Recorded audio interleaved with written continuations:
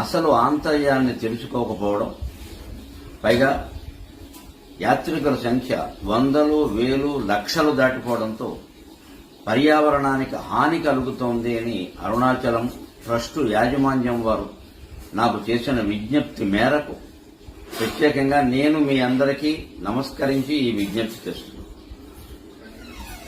మనం యాత్ర చేయడంలో ఉద్దేశ్యం రమణ మహర్షి చాలా స్పష్టంగా చెప్పారు. గిరి ప్రదక్షిణ గురించి సంచార సమాధి అన్నారు. అంటే సమాధిలో ఉండేవాళ్ళు ఒకే చోట ఉండి స్థిరంగా అంతర్ముఖులై ఒక శిలాసదృశ్యంగా మారిపోతారు. అలాగే కాకుండా కళ్ళు తెరుచుకొని తిరుగుతూ చూస్తూ కూడా సమాధిలోకి వెళ్ళవచ్చు.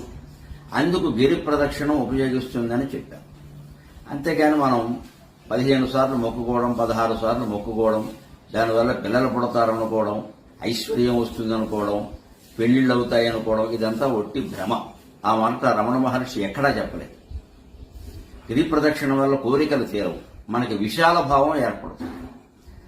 ఈ ప్రదక్షిణాల వల్ల విశాల భావం ఏర్పడుతుందో లేదో ఎవరికీ తెలియదు. కానీ చాలా సంకుచితంగా మనం ఆలోచించి మన ప్రయోజనమే మనం ముఖ్యంగా చూసుకుని విపరీతంగా ప్లాస్టిక్ సీసాలు, ప్లాస్టిక్ సంచులు వాడుతూ అవన్నీ కొండ చుట్టూ పారేస్తూ ఉంటే అరుణాచలం కొండ పవిత్రత మొత్తం దెబ్బతింది అని యాజమాన్యం వారు నాకు స్వయంగా చెప్పారు.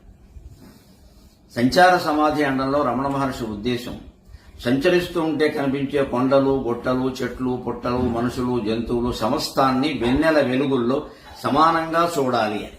అది జరగకపోగా అక్కడ ఉన్న ప్రకృతిని మనం పాడు చేస్తున్నామంటే ప్రయోజనం మనకి లేకపోగా కొండకి నష్టం కలిగేలా, తద్వారా అరుణాచలేశ్వరుడు మనల్ని ఆగ్రహించేలా, రమణ మహర్షి సైతం బాధపడేలాగా మనం ప్రవర్తిస్తున్నామని భక్తులందరూ అర్థం చేసుకోవాలి.